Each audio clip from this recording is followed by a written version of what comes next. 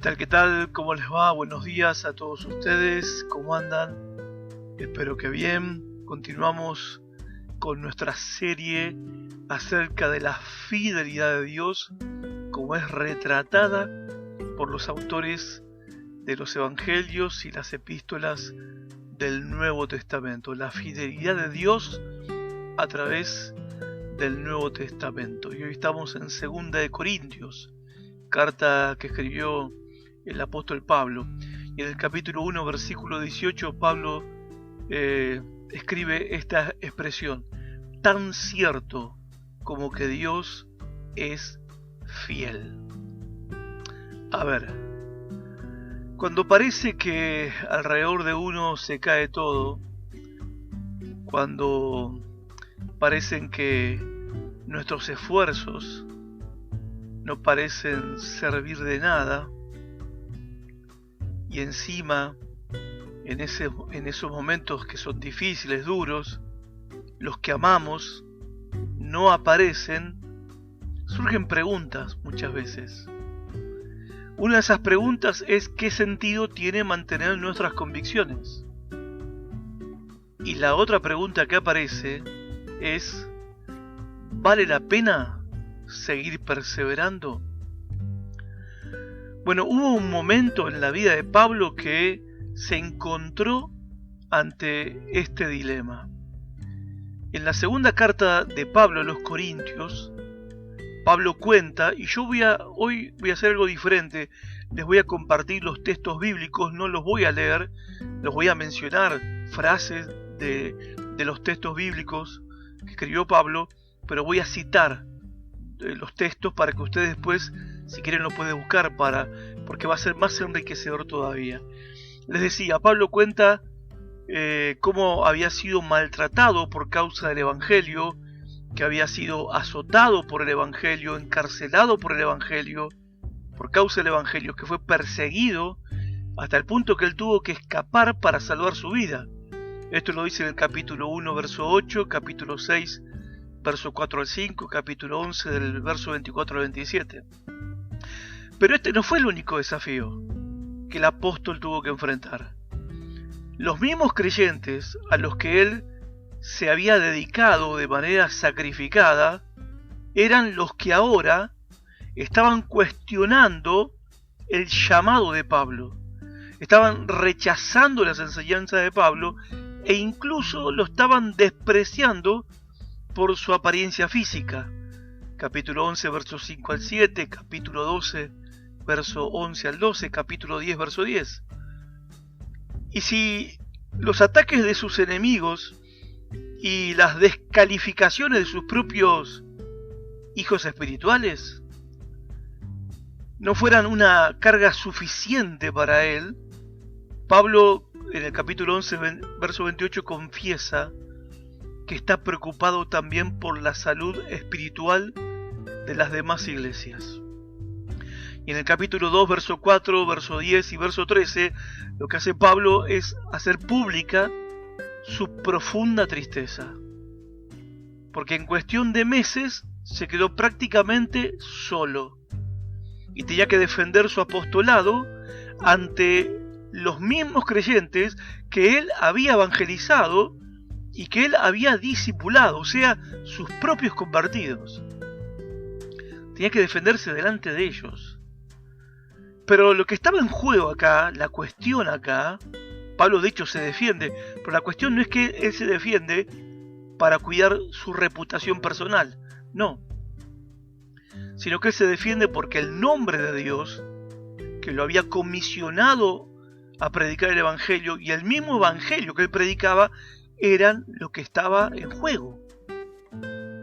Entonces vemos al apóstol Pablo en medio de esta situación sumamente difícil, hay que reconocerlo, hermanos. Lo vemos con una actitud que la verdad es un tremendo ejemplo para todos nosotros. Ahora podemos hacer la pregunta: ¿qué es lo que permitió a Pablo perseverar en la adversidad, en esta adversidad? Bueno, una de las grandes lecciones que aprendemos en esta carta es que la capacidad de resistir tiempos difíciles no está en nosotros. No está tampoco en otros, sino que únicamente esa capacidad está en Dios.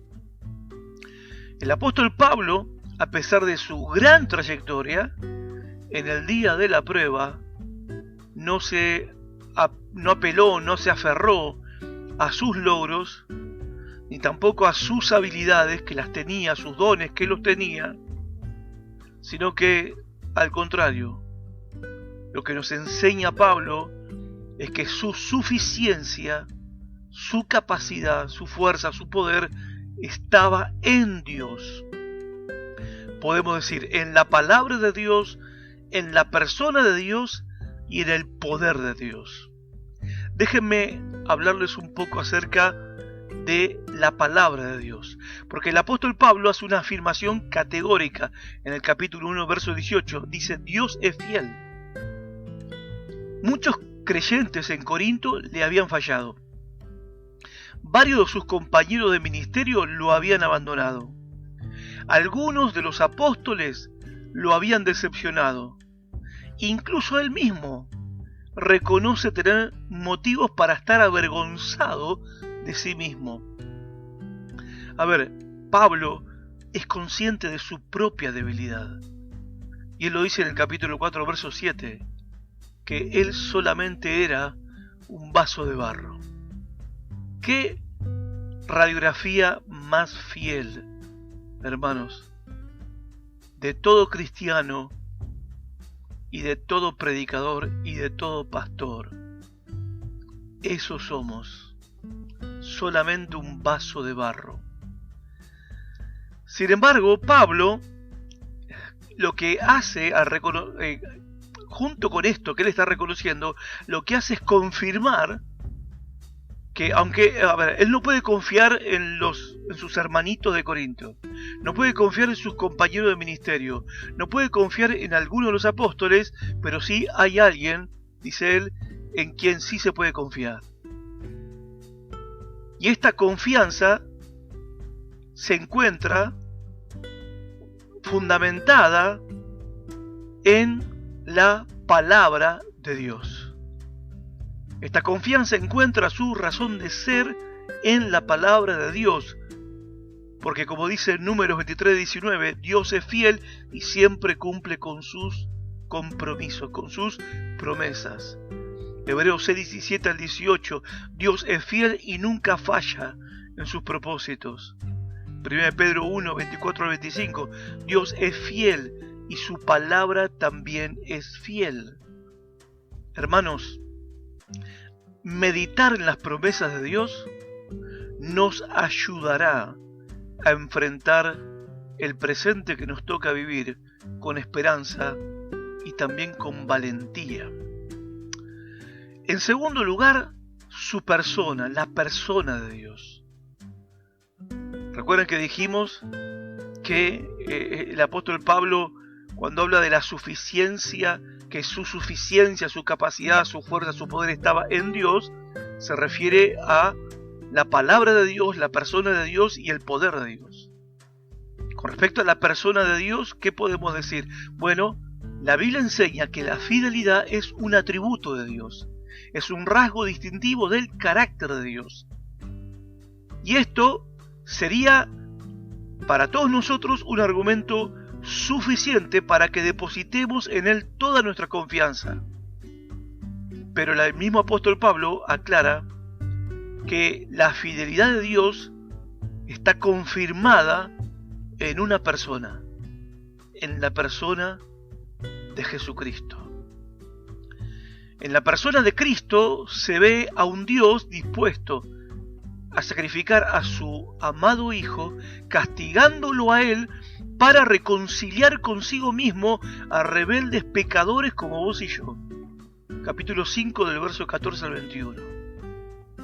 En la persona de Cristo contemplás la gloria de Dios, y en el contemplar la gloria de Dios somos transformados a su imagen por un proceso que lo lleva adelante el Espíritu Santo que vive en nosotros.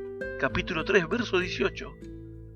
Y en la persona de Cristo anticipás lo que Dios va a hacer el día en que también te resucite a vos de entre los muertos. Capítulo 4, verso 14. Y en el capítulo 4, 8 al 10, Pablo declara que los creyentes están atribulados en todo, mas no angustiados, en apuros, mas no desesperados, perseguidos, mas no desamparados, derribados, pero no destruidos, llevando en el cuerpo siempre por todas partes la muerte de Jesús, para que también la vida de Jesús se manifieste en nuestros cuerpos. Recordar lo que Dios hizo por medio de Cristo te va a ayudar a levantar tu mirada hacia lo eterno y te va a ayudar a mantenerte firme y seguro en el temor del Señor. Es lo que Él dice en el capítulo 7, verso 1. Y por último, su poder, el poder de Dios. Dios promete cuidar de los suyos. ¿Por qué? Porque tiene el poder para hacerlo. Cuando Dios dice que te va a cuidar, vos podés confiar que Él va a cumplir fielmente su promesa. ¿Por qué? Porque Él tiene el poder para cuidarte. Pero, igual que Pablo, solamente en la medida que vos reconozcas tu vulnerabilidad, tu fragilidad, tu debilidad, podrás experimentar el poder de Dios en tu vida. Capítulo 12, verso 9. Reconocer, hermanos, que somos vulnerables, que estamos expuestos, que somos vasos de barro que se quiebran, que se rompen, que somos frágiles, que somos débiles. Hubo un tiempo en mi vida que me gustaba demostrar que nada me afectaba, que no me gustaba demostrar flaqueza, demostrar fragilidad, mostrarme vulnerable, que a mí también las balas me picaban cerca, como a todos, que a mí también me apretaba el zapato, como a todos. Pero viste esa idea tonta, estúpida, de que no, de que hay que siempre mostrar que uno es el super creyente, el super pastor. Y uno después con los años llega a la conclusión de lo necio que fue uno, porque te perdés la posibilidad de experimentar el poder de Dios en tu vida. Porque Dios promete cuidarte, sostenerte, fortalecerte, llenarte con su poder, y Él tiene el poder para hacer todo eso que promete, pero solamente lo hace Dios en la medida que reconozcas que sos vulnerable, que sos frágil. Y así como la luz brilla más fuerte cuanto más oscura está la noche, el poder de Dios se hace más visible en un creyente cuanto más evidentes son sus flaquezas. Capítulo 11, versículo 30. Así que uno debería vivir la vida cristiana sin esconder lo que es en realidad. Y si los demás van a pensar que uno no tiene fe, que uno está débil, que uno está arrastrando los pies, que piensen lo que quieran. Nosotros queremos experimentar, conocer el poder de Dios en nuestras vidas. Y la única manera de poder reconocer y experimentar ese poder es reconocer que somos frágiles y vulnerables y no hacernos los super creyentes. Porque no lo somos. Porque no lo somos. Nuestra gloria, hermanos, está en nuestro Señor, no en lo que somos nosotros. Y de la misma manera que tus victorias del pasado no garantizan tus victorias para hoy, tus experiencias de ayer no ayudan mucho hoy sin el poder de Dios dándote las fuerzas que necesitas hoy. Y es un poder sobrenatural que es concedido únicamente por gracia a los que se apoyan solamente en Él. O sea, a los que tienen solamente esperanza en Dios, que no tienen otra esperanza, que no esperan en nada y que no esperan en nadie, solo esperan en Dios. Los que esperan en Dios van a experimentar, solamente en Dios, van a experimentar su poder. Y el que se refugia en el Señor, hermanos, lo que hace es reconocer su fragilidad. Y gloria a Dios por la fragilidad. Gloria a Dios por las flaquezas. Gloria a Dios por la vulnerabilidad. Porque eso nos lleva a refugiarnos en Él. Pero en la medida que nos refugiamos, eso no significa que escapamos. No significa que nos escondemos. No. Nos refugiamos en el Señor, pero enfrentamos cada situación firmes en la roca que no se mueve, porque sabemos que no existe tormenta capaz de dañarnos, ni viento suficientemente fuerte como para movernos de Cristo. Amén.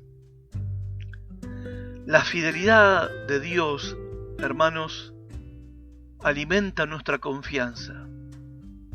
Porque como dice Pablo en el capítulo 5, verso 1, tenemos de Dios un edificio, una casa no hecha de manos, eterna en los cielos. Pase lo que pase, acá, hermanos, tenemos asegurada nuestra casa en los cielos. Además, su fidelidad apuntala tu testimonio, porque a la luz de lo que Cristo ha hecho, vos querés serle agradable a Él, ¿o no? En virtud de lo que Él hizo por vos. Es obvio que querés serle agradable, como dice Pablo en el capítulo 5, verso 9. Y por último, su fidelidad amplía, extiende, ensancha tu dependencia. Como dice el capítulo 12, verso 10, cuando sos débil, entonces sos fuerte. Cuando sos débil, sos fuerte, ¿por qué? Porque dependés de Él. Por eso, podés gozarte en medio de tu prueba hoy, sabiendo que, capítulo 13, verso 11, el Dios de paz y de amor estará con vos. Dios, el Dios fiel, te bendiga en este día. Hasta el próximo encuentro. Chao.